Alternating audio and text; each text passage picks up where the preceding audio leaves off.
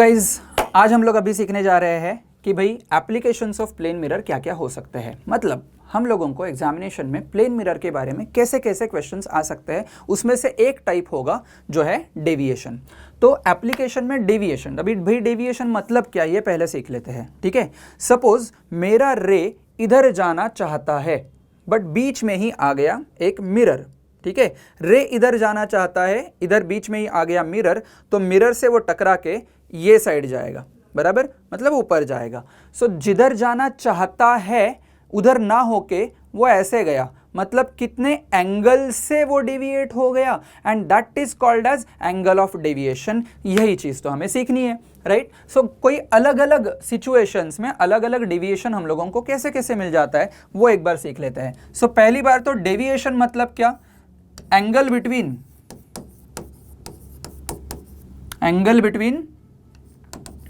Incident ray and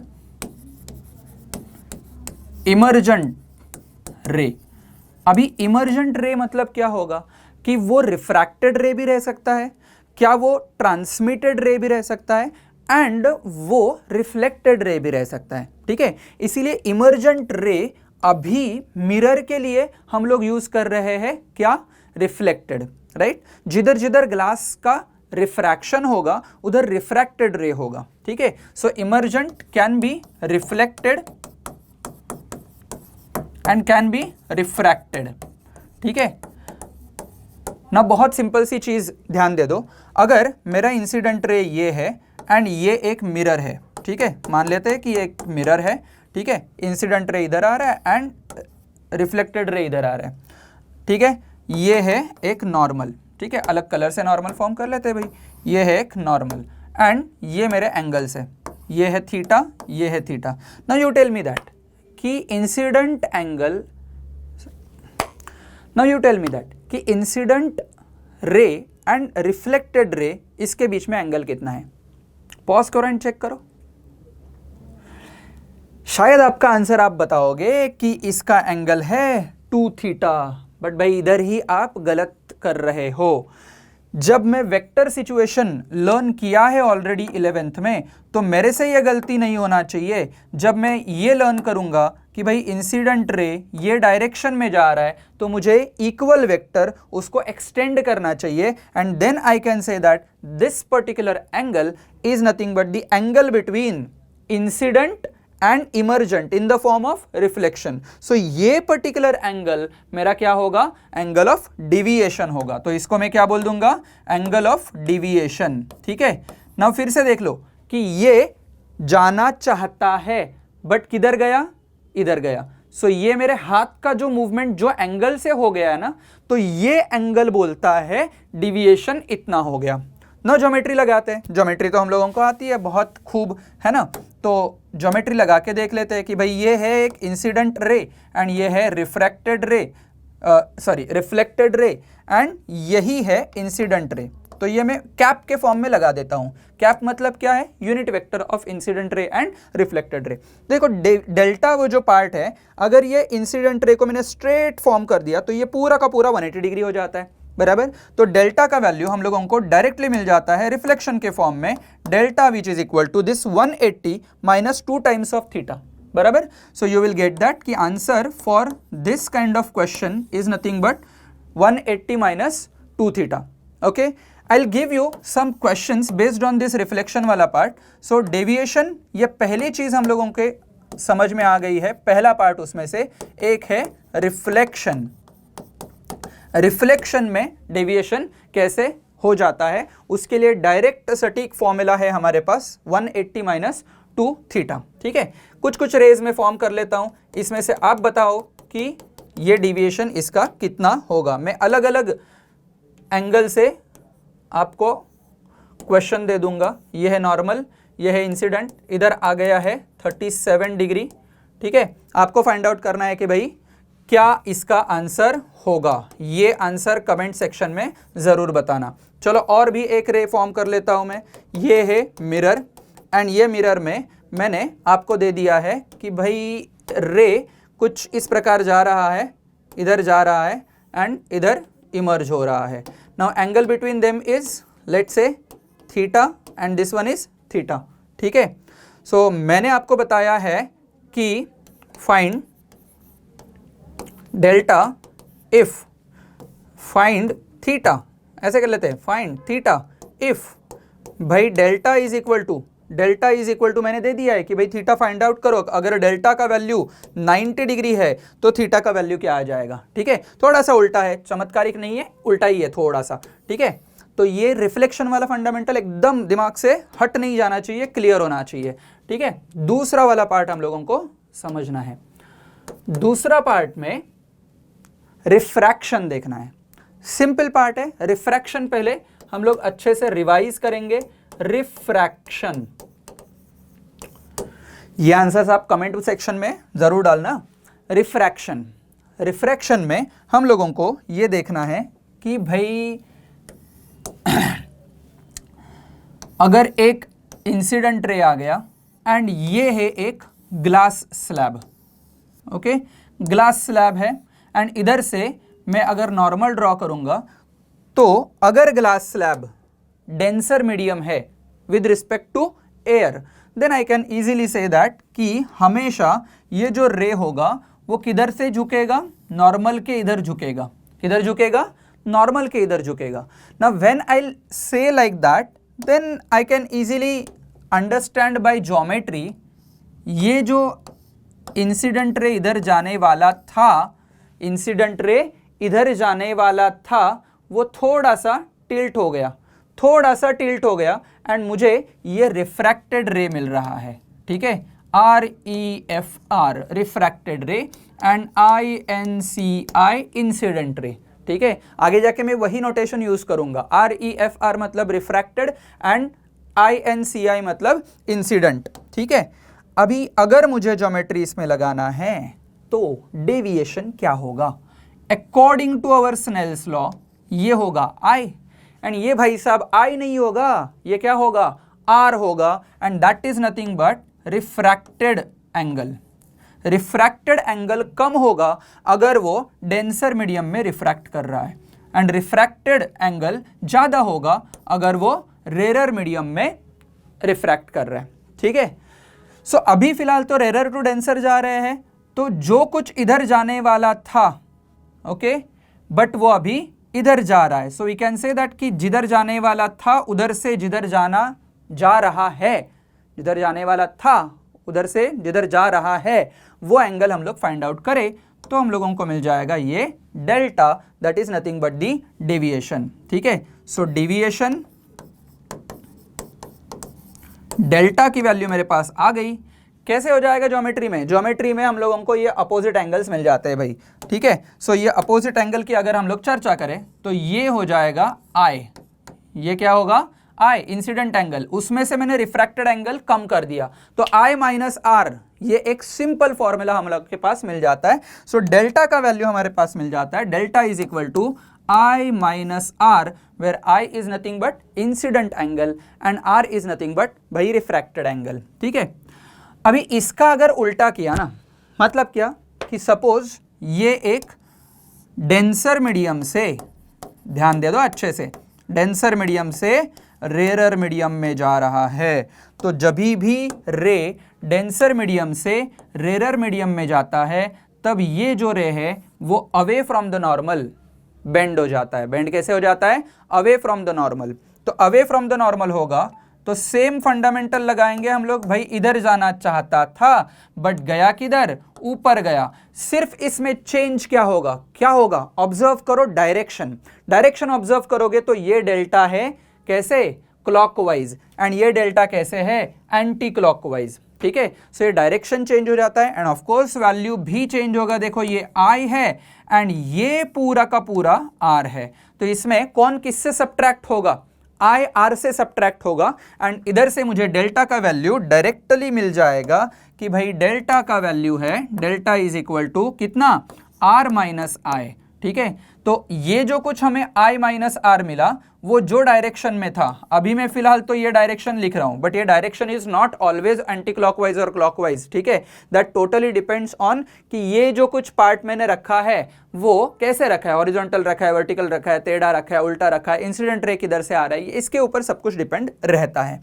तो ये मैंने कौन सा डायरेक्शन में रखा है, कौन सा डायरेक्शन है ये, क्लॉकवाइज, बराबर। एंड ये कौन सा डायरेक्शन में घूम रहा है, ये घूम रहा है एंटी क्लॉकवाइज डायरेक्शन में, इसलिए मैं उसको इस प्रकार की साइन दे रहा हूं, ठीक है। सो ये होगा CLK that is clockwise and ये होगा एंटी, ठीक है।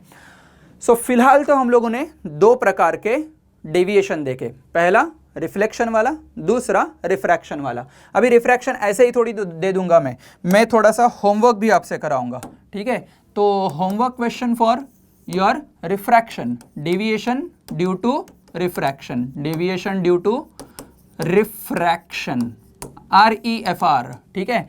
तो अगर मैं ऐसे बोल रहा हूं कि भाई ये इंसिडेंट है एंड ये रिफ्रैक्ट हो रहा है, ठीक है, ये एंगल मैंने दे दिया है, देखो छोटा एंगल है, छोटा एंगल है 20 डिग्री का एंगल है एंड ये एंगल है लेट्स से 50 डिग्री का एंगल है। आपको फाइंड आउट करना है कि भाई डेल्टा क्या होगा। एक ही क्वेश्चन दे रहा हूं मैं, ठीक है, बाकी के क्वेश्चन आते जाते रहेंगे हमारे पास, ठीक है। सो फिलहाल तो आज इधर ही रुक जाते हैं। डिविएशन हम लोगों को समझा, रिफ्रैक्शन समझा, ठीक है, तो डेविएशन समझा रिफ्लेक्शन में एंड रिफ्रैक्शन में। और एक चीज है कि जिसमें हम लोगों को डेविएशन का एग्जैक्ट फॉर्मूला आना चाहिए, तो वो पार्ट हम लोगों को यही डेविएशन वाले ही एप्लीकेशन में सीखना है, but that is a combination of mirrors, ठीक है। सो अगर दो मिरर में रिफ्लेक्शन हो रहा है तो मुझे इसमें direct deviation after second reflection क्या मिल जाएगा, ठीक है। सो ये सी वाला फंडामेंटल क्या है, deviation due to combination of mirrors after second reflection. तो दो रिफ्लेक्शन होने के बाद भाई ये डेविएशन कितना हो जाएगा, ये हम लोगों को फाइंड आउट करना है, ठीक है। इससे रिलेटेड कुछ अलग अलग अतरंगी क्वेश्चंस भी आ जाते हैं, वो हम लोग बाद में एग्जांपल्स के फॉर्म में सीखेंगे अलग अलग वीडियोस में। अभी तो हम लोग फिलहाल तो कंसेप्ट सीख रहे हैं भाई। ये इधर नॉर्मल रिएक्शन ड्रॉ कर लेते हैं भाई, नॉर्मल रिएक्शन नहीं, नॉर्मली बोलते हैं, नॉर्मल रिएक्शन NLM में होता है ये ऐसे, ठीक है। नाउ सपोज ये नॉर्मल रिएक्शन 1 है, नॉर्मल 1 है, नॉर्मल 2 है एंड इधर से आ रहा है incident ray, okay, incident ray इधर से आ रहा है, यही एंगल से ये इधर रिफ्लेक्ट हो जाएगा, ठीक है। अभी ये रिफ्लेक्ट होगा तो ये भी मिरर है एंड ये डायरेक्शन में चला जाएगा। नाउ अभी ये समझ लो कि देखो ये इधर से आ रहा है बट गया किधर, इधर गया, मतलब ये ऑब्ट्यूस एंगल फॉर्म होके मुझे डेविएशन दे देगा, बराबर। इसमें गलती क्या हो जाती है बच्चों, गलतियों से सीखो तो आपको समझेगा कि गलती नहीं किधर करनी है, तो आपको पढ़ाई एकदम ऑटोमेटिक ठिकाने पे आ जाएगा। देखो डेविएशन हमेशा, ये सपोज एक इंसिडेंट रे ऐसे जा रहा है, ठीक है, ऐसे इंसिडेंट रे जा रहा है and after emerging after true reflection ये रे कैसे जा रहा है, ये रे इस प्रकार जा रहा है, ऊपर जा रहा है, ठीक है। तो ये जो कुछ एंगल मिल रहा है ना भाई साहब, ये जो एंगल है, ये एंगल हमें एक्यूट मिलेगा, तो ये गलती ना करिए। ये मैं थोड़ा सा नीचे ले लेता हूं, हाँ, तो आपको अभी इजीली समझ में आ जाएगा। देखो ये मैंने बोला कि ये पूरा का पूरा इंसिडेंट रे है एंड ये है इमर्जेंट रे। आप क्या करोगे कि स्मॉलेस्ट एंगल ले लोगे एंड आप बोलोगे कि ये ऑब्ट्यूस एंगल है एंड वो लेस देन 180 डिग्री है, ये हमारा डेविएशन है, बट इधर आप गलती कर जाओगे, ठीक है। देखो रे कैसे डेविएट हो गया है, रे डेविएट हो गया है इधर आके क्लॉकवाइज डायरेक्शन में डेविएट हो गया है। कैसे डायरेक्शन में, क्लॉकवाइज एंटी क्लॉकवाइज, भाई एंटी क्लॉकवाइज डायरेक्शन में डेविएट हो गया, तो this is your deviation, okay. But हमारे पास इतना ज्योमेट्री, इतना लंबा खींचने का वाला पेपर वगैरह कुछ है नहीं, तो we will define one formula related to that, ठीक है। वी नो दैट कि एक रिफ्लेक्शन के बाद जो कुछ डेविएशन आ जाता है वो कितना आ जाता है 180 माइनस थीटा, 180 माइनस 2 थीटा, ठीक है। एंड इसी के साथ साथ ये जो कुछ रिफ्लेक्शन हो रहा है उस पर भी 180 माइनस 2 थीटा आ जाएगा। तो टोटल डेविएशन जब भी हम लोगों को कैलकुलेट करना है ना, तो देखो मुझे फॉलो करो, इस प्रकार से आपको डेविएशन फाइंड आउट करना है। ये इधर जाना चाहता था, गया किधर, इधर, तो इसका पहला डेविएशन ये है, ठीक है। देन ये किधर जाना चाहता था, इधर जाना चाहता था, गया किधर, ऊपर, ये है डेल्टा 2। तो total deviation is nothing but the addition of delta 1 and delta 2 provided क्या उनका डायरेक्शन सेम है? यस सेम है। दोनों एंटी क्लॉकवाइज जा रहे हैं? यस जा रहे हैं, तो ऐड करो। अगर एक जन क्लॉकवाइज जा रहा है तो उसको सब्ट्रैक्ट करो, सिंपल, ठीक है। सो अभी तो फिलहाल दोनों कैसे जा रहे हैं? एंटी क्लॉकवाइज जा रहे हैं। So we can say that delta which is equal to, क्या लिखेंगे हम लोग, delta total which is equal to delta 1 plus delta 2। Okay, let us say that कि इधर ये एक है अल्फा, ठीक है, इधर भी है अल्फा, एंड इधर आ जाएगा बीटा भाई साहब, एंड ये इधर आ जाएगा बीटा भाई साहब, एंड इसको नाम लेते हैं भाई है थीटा, ठीक है। नाउ डेल्टा 1 का वैल्यू क्या हो जाएगा? बताओ बताओ बताओ बताओ, बोलो, वैल्यू क्या हो जाएगा? 180 माइनस 2 अल्फा। क्या हो जाएगा? 180 माइनस 2 अल्फा प्लस कितना हो जाएगा? 180 माइनस 2 बीटा, करेक्ट।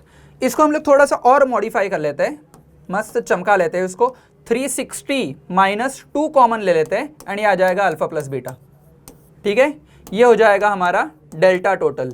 बट क्या सही में अल्फा एंड बीटा की ज़रूरत है क्या? इधर है, क्या लगता है आपको? नहीं, अल्फा एंड बीटा की ज़रूरत नहीं है। देखो ये जो थीटा है ना, ये थीटा अल्फा एंड बीटा का रिलेशन बना देता है। देखो ये ट्रायंगल आपने अच्छे से देख लिया, मैं इसको और